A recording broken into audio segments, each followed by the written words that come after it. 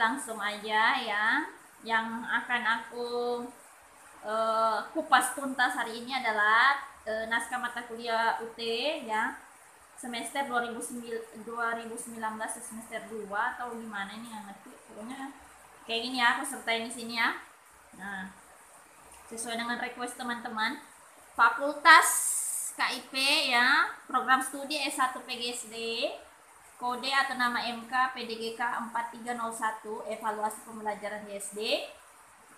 Penulis soal Astri Dwi Jayanti SMID PhD. Oke. Jadi nomor 1-2-nya nggak usah aku bahas karena ini nomor 1-2-nya terhitung agak ya lumayan gampang ya. Langsung aja ke nomor 3. Oke, sini aku udah mengerjakan yang untuk nomor 3. Jadi kalau nanti ada yang salah-salah boleh menambahkan ya.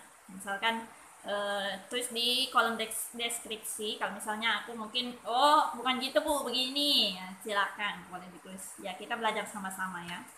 Yang pertama, di sini nama Azam Fikri kelas 6, sekolah SD Negeri Warakas 7 Jakarta. Ya, jadi ini lembar pengamatan ya guys. Ada 5 aspek yang harus dinilai dengan skor maksimal per item 4. Nah, pertanyaannya, jika hasil pengamatan Anda sebagai guru dari Azam Fikri mengenai perilaku ilmiahnya, deskripsikan bagaimana Anda mengolah skor tersebut. Nah, ini dulu ya yang bakal aku bahas. Nomor 3, skor yang menurut aku ya, cara mengolah skor ya, rumusnya skor yang didapatkan per skor maksimal dikali 100.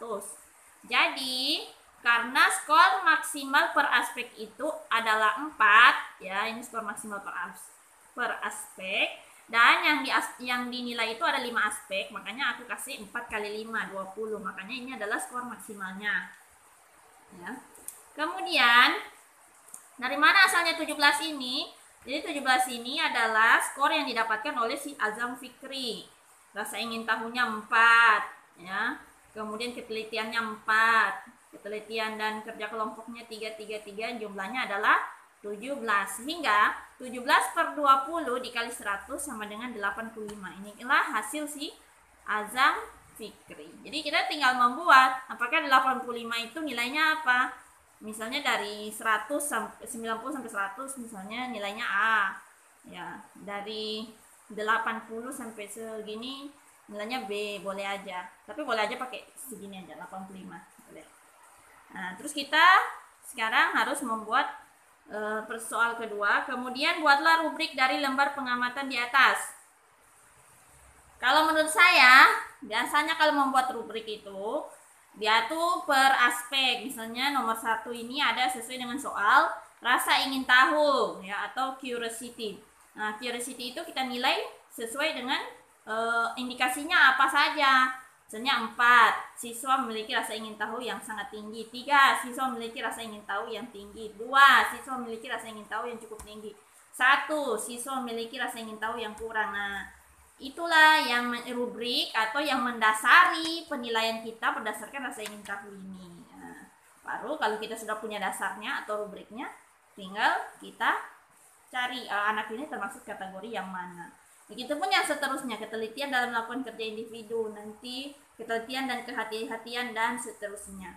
Terserah apa yang kira-kira, berarti 4 ini yang paling maksimal kan dari semua apa? Misalnya dia teliti ya, berarti yang paling teliti ya, dia dapat skor yang tinggi. Itu tergantung dari apa yang akan dinilai selama kerja individu itu, ataupun ini tadi rasa ingin tahunya ya. Jadi aku nggak bisa tentuin kalau yang itu. Oke, kita lanjutkan ya. Tadi nomor 3, sekarang nomor 4 ya. Aku kasih di sini apa namanya? Itu soalnya ya. Masih dengan mata kuliah evaluasi pembelajaran matematika atau evaluasi pembelajaran di SD ya, oleh Astri Dwi Jayanti. Nomor 4, berikut ini hasil tes pelajaran matematika. Nah, ini mulai dari Alifa, Akila dan lain sebagainya sampai 25, ada 25 datanya. Kemudian tengah semester ada hasil tes ya, tengah semester sama akhir semester. Sekarang itu kan tadi masih berantakan ya. Nah, kalau kita pertanyaannya nomor 1, susunlah data tersebut dalam tabel frekuensi distribusi di tiap semester. Nah, kalau kita mau membuat tabel frekuensi distribusi ya, awalnya kita harus mengurutkan data. Jadi kalau kalian tuh misalnya, oh ini banyak banget datanya, gimana cara mengurutkannya biar cepat ya. Kalau ini udah aku urutin tadi, tapi bisa teracak lagi sih. Kayak gini, mau diurutkan dari yang paling kecil dulu. Caranya, ya, kembali ke data, ya. Kemudian kita blok dulu. Tapi ini udah aku itu ya. Ini ada dua, kita blok dulu ya. Kemudian kita bisa urutkannya dari A ke Z atau Z ke A. Kalau A ke Z ya berarti dari yang paling smallest to largest, dari yang paling kecil ke besar. Kalau Z ke A ya berarti dari yang paling besar tuh yang paling kecil. Oke, kita A ke Z ya. Oke. Nah, ini sudah kita urutkan yang tadi terhambur-hambur itu. Ya, ini. Nah, berarti kita sudah tahu di sini bahwa data yang paling kecil yaitu 42 ya untuk tengah semester, yaitu datanya Sayyid. Ya. Kemudian untuk data yang paling tinggi atau nilai maksimum yaitu 99. Oke, sama juga untuk yang akhir semester. Ya, aku lambangkan di sini AS setelah diurutkan. Dia 41 ya. Yang paling kecil, kemudian yang paling besar adalah 98. Jadi aku tulis ya di sini setelah kita urutkan tadi dan kita sudah tahu nilai minimum dan nilai maksimalnya, kita bikin tabel frekuensi distribusi.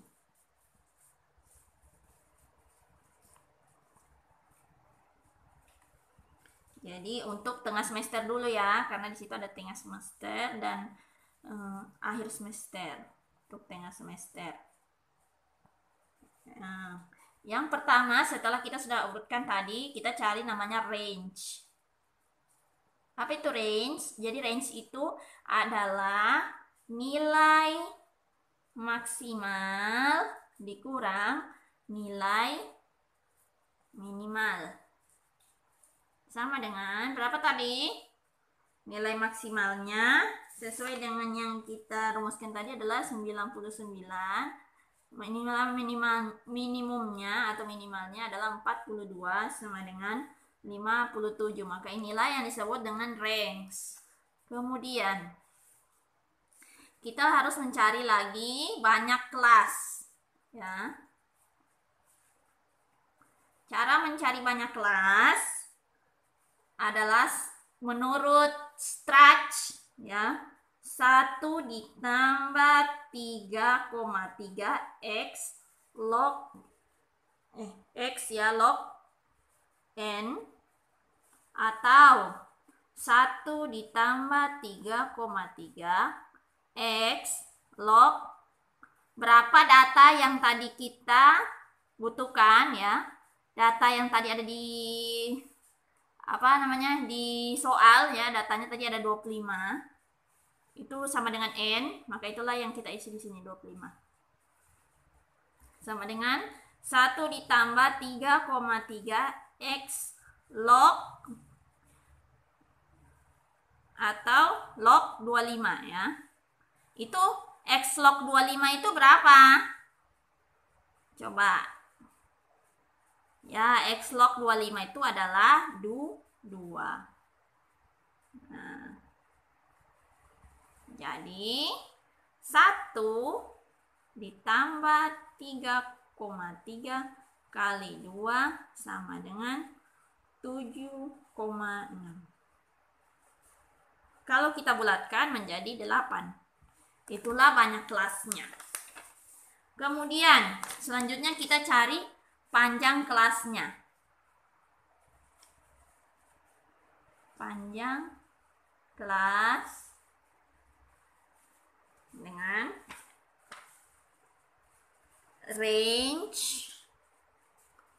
range per banyak kelas. Range-nya berapa tadi? Oke, 57 ya, per berapa tadi ini? Banyak kelasnya 8. 57 bahagi 8 atau 57 per 8 itu sama dengan 8,14 atau kita bulatkan adalah 8. Nih. Jadi, kita sudah menemukan panjang kelasnya, banyak kelasnya 8, panjang kelasnya juga 8. Banyak. Jadi sama-sama 8. Kemudian, nilai ujian terkecilnya adalah, atau nilai minimumnya tadi adalah 42. Maka kita harus cari, kalau untuk batas kelasnya itu terserah, yang penting bisa mencakup semua. Dan kini aku akan membuat tabel frekuensinya, yaitu data, ya. Aku mulai dari batas kelas bawah, yaitu 40 sampai 47, 48 sampai dengan 55, kemudian 56 sampai dengan 63, 64 sampai dengan 71, 72 sampai 79, 80 sampai 87, 88 sampai 95, 96 sampai dengan 103.